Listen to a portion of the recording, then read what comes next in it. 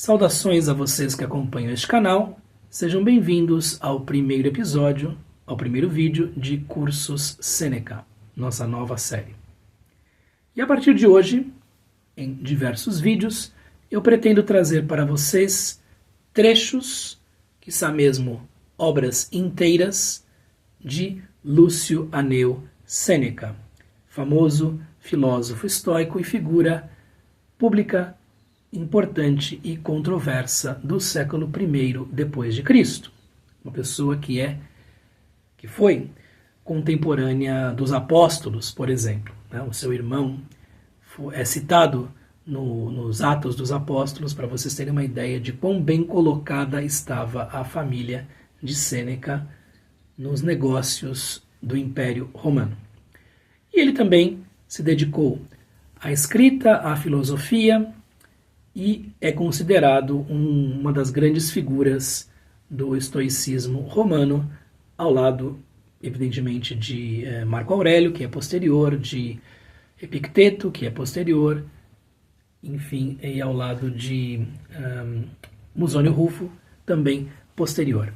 Então é uma figura importante, escreveu muito, né? Uma boa parte de sua obra chegou até nós, e há muitas intuições interessantes ali, há muitas ideias que valem a pena ser refletidas, ser meditadas até os dias de hoje. E nós começamos com algumas cartas selecionadas da obra Epístolas a Lucílio, ou Cartas a Lucílio, e farei com vocês a leitura usando esta versão aqui, né, esta tradução, que está disponível para compra aqui embaixo na descrição. Há um link em que você é conduzido à Amazon e pode comprar os exemplares físicos das cartas de um estoico. Esta tradução foi gentilmente cedida para mim, isto é, foi-me dada a autorização por parte de Alexandre Pires Vieira, a quem eu gostaria de agradecer mais uma vez. Então, a partir daí, nós vamos trazer algumas destas cartas, né, e faremos a leitura comentada delas. Começamos hoje com a primeira destas cartas a Lucílio, e é preciso dizer algumas coisas preliminarmente, que são as seguintes. As cartas a Lucílio são uma obra de extrema maturidade, digamos assim, se não de velhice, de Sêneca. Então ele já se confessa ali em diversos pontos, alquebrado, né, com saúde frágil, débil, e nós vemos que se trata, portanto, de algo que muito provavelmente, uma correspondência que muito provavelmente aconteceu por volta da década de 60 do século I.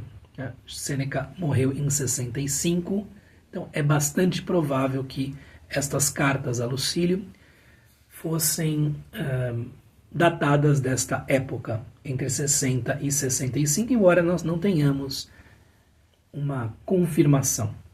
Okay? Sendo uma obra de velhice, nós veremos aqui uma grande centralidade de temas que, enfim, são preocupações de filósofos que chegam tão longe na vida, né? Lembrando-se que a velhice no Império Romano começaria por volta dos 60 anos de idade, então temos aqui um filósofo já na sua extrema madurez, ok? Esta primeira carta, que foi aqui intitulada por Alexandre Pires Vieira como Sobre Aproveitar o Tempo, começa assim, né? Saudações de Sêneca a Lucílio. Continue a agir assim, meu querido Lucílio. Liberte-se por conta própria. Poupe e aproveite seu tempo, que até recentemente tem sido retirado à força de você, ou furtado, ou tem simplesmente escapado de suas mãos.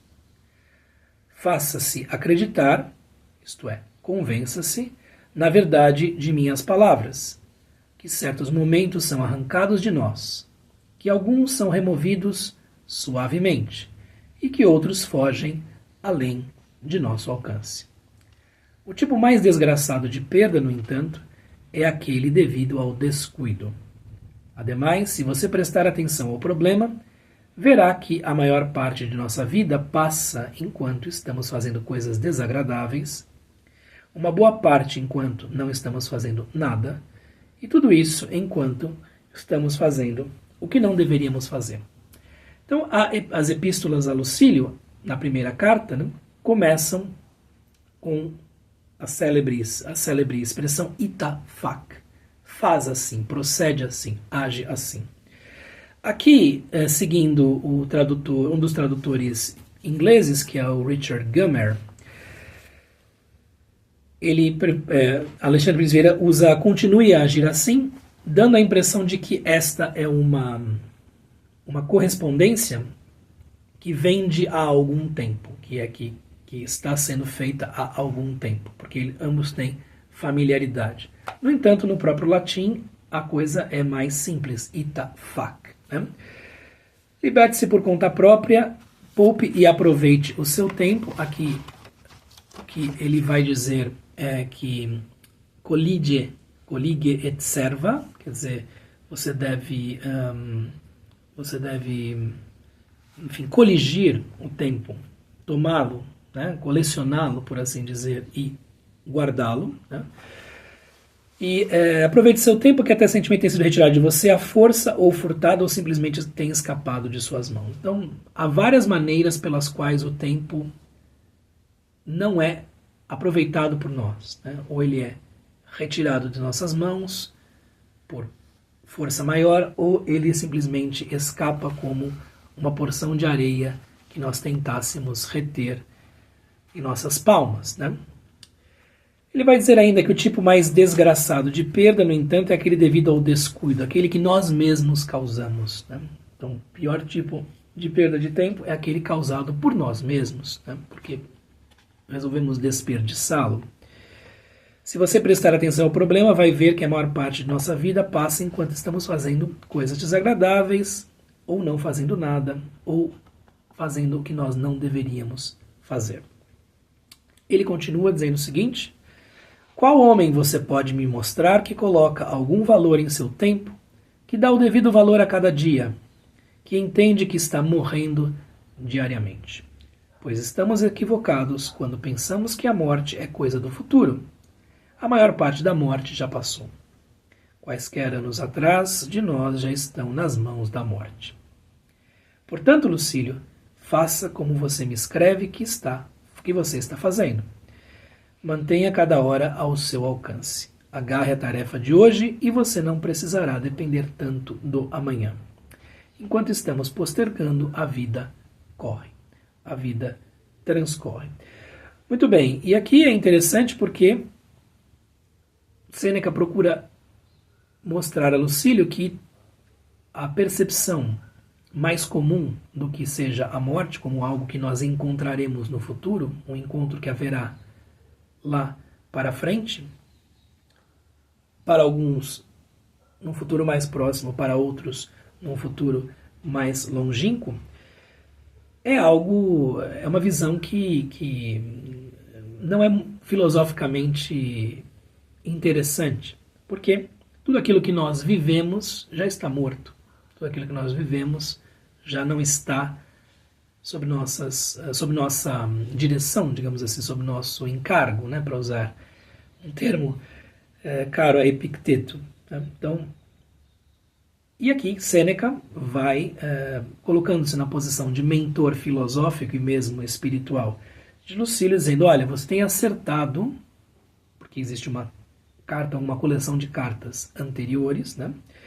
Você tem acertado na maneira como tem feito, porque você tem se dedicado a, digamos assim, as tarefas cotidianas de maneira plena. Você tem se concentrado nestas coisas que se propôs a fazer. Né? Então, enquanto estamos postergando, a vida transcorre, a vida vai embora. Aqui ele diz assim, enquanto nós estamos nos projetando no futuro, a vida vai embora. E pode se perder muito tempo, né, com a procrastinação. Nada no cílio é nosso, exceto o tempo.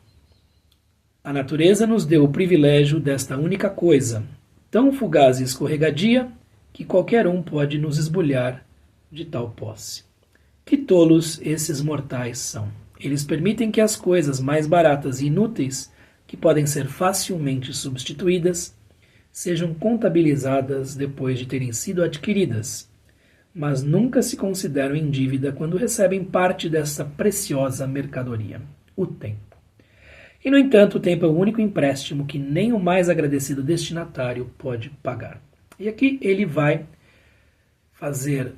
começar a fazer uso de comparações entre tempo e dinheiro. Como o dinheiro é algo muito prezado por todas as sociedades, e há um grande entendimento a respeito da maneira como ele funciona, não que esse entendimento esteja nas mãos de todos, mas existe uma ciência chamada economia, né, que se propõe a entender como funcionam as trocas que se fazem por meio do dinheiro.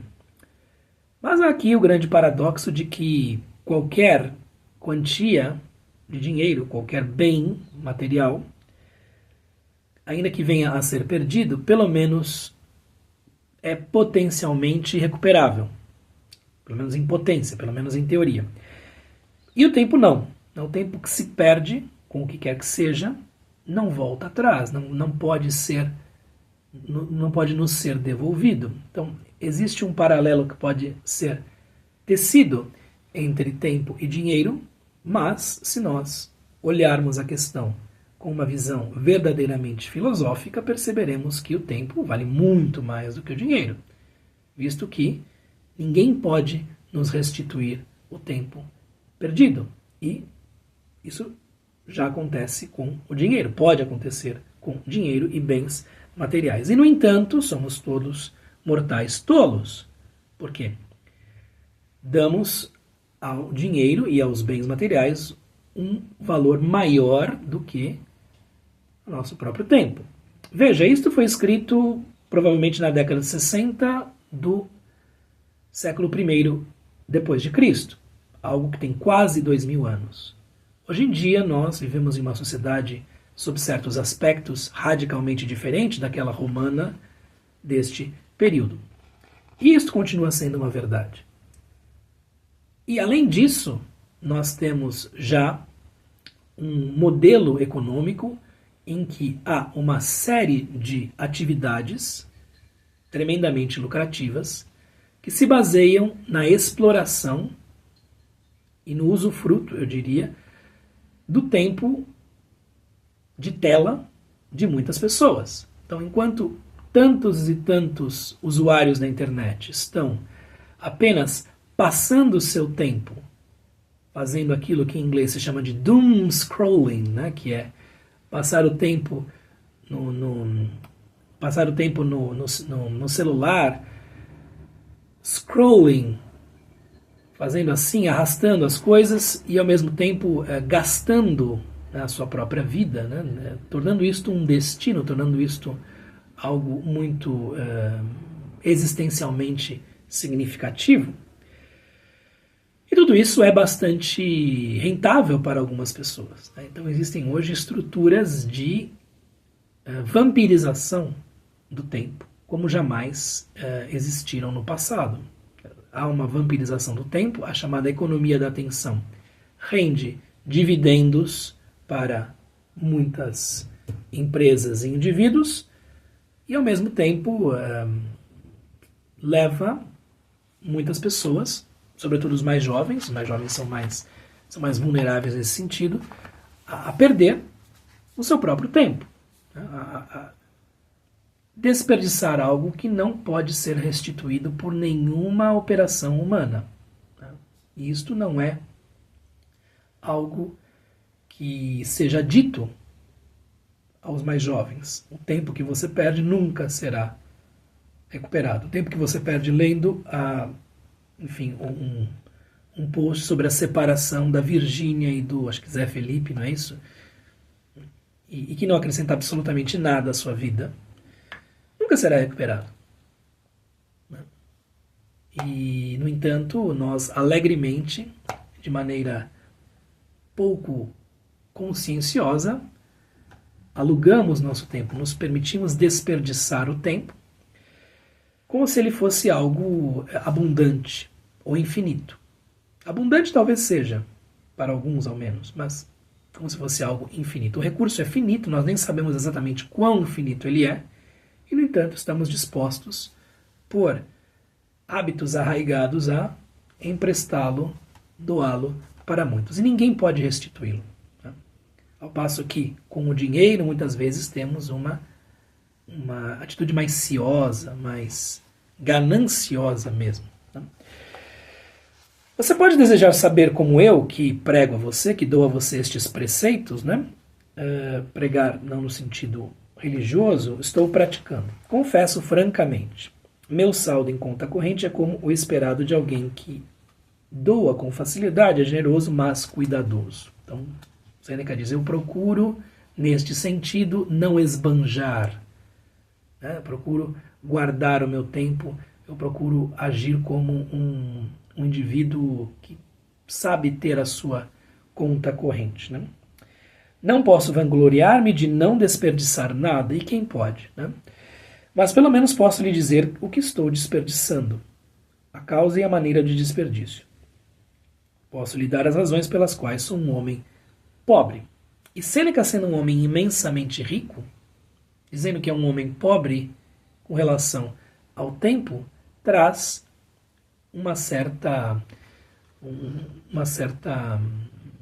contradição, talvez, ou enfim, nos apresenta um paradoxo interessante. Minha situação, no entanto, é a mesma de muitos que são reduzidos à miséria sem culpa própria. Porque Sêneca reconhece que está no final da vida, né? Reconhece que tem pouco tempo pela frente, que a maior parte da sua vida já ficou para trás. E vai dizer, eu sou, do ponto de vista do tempo, um homem pobre, eu tenho pouco à minha frente. Né? Todos perdoam, todos lhes perdoam, mas ninguém vem em seu socorro. Então, aqueles que se tornam muito pobres, não por culpa própria, são perdoados por todos, mas ninguém vem ajudá-los. Né? E quem pode ajudar? Alguém que desperdiçou o seu tempo. Qual é o estado das coisas, então? O que acontece, né?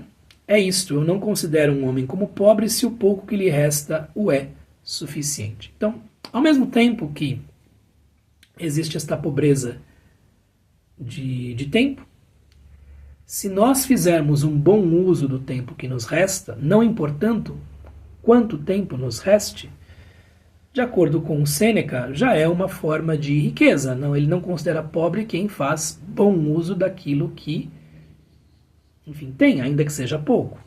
Contudo, aconselho você, Lucílio, aconselho-o a preservar o que é realmente seu, o tempo. Né? E nunca é cedo demais para começar. Então, comece desde já a prestar atenção à maneira como você usa o seu tempo. Pois, como acreditavam os nossos antepassados, é demasiado tarde para gastarmos quando chegarmos à raspa do tacho. É interessante aqui, raspa do tacho, esta expressão foi muito bem encontrada pelo Alexandre Pires Vieira. A ideia mais classicamente é o vinho que se deposita no fundo da ânfora, ou no fundo do recipiente, o vinho que está acabando. Né? Então, é muito tarde para gastarmos quando chegarmos à raspa do tacho. Quer dizer, quem tem mais tempo de vida, pelo menos de vida expectável, de vida esperada possível, pode fazer um uso ainda melhor do tempo. Pode concentrar-se em coisas ainda mais interessantes, significativas. Aquele que tem menos, né, vai tomar um vinho cheio de impurezas. Daquilo que permanece no fundo, a quantidade é pouca e a qualidade é vil. Né? Então, existem as borras, ou a borra que fica no fundo do vinho, cheia de impurezas, né? No passado isso era ainda mais presente, porque o vinho era mais grosseiro do que é hoje. Então, existe pouco tempo disponível para muitos, né? E a qualidade deste tempo é vil porque muitas vezes vem acompanhada de uma série de debilidades, uma série de inconvenientes de saúde e por aí vai.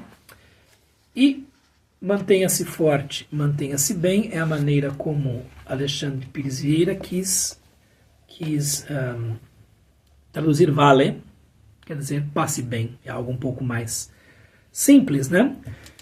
Apenas para dar-lhes um sabor de uma outra tradução, essa daqui de J.A. Segurado e Campos, da Fundação Calouste Gulbenkian de Portugal, termina assim a tradução dele. Que mais há a dizer?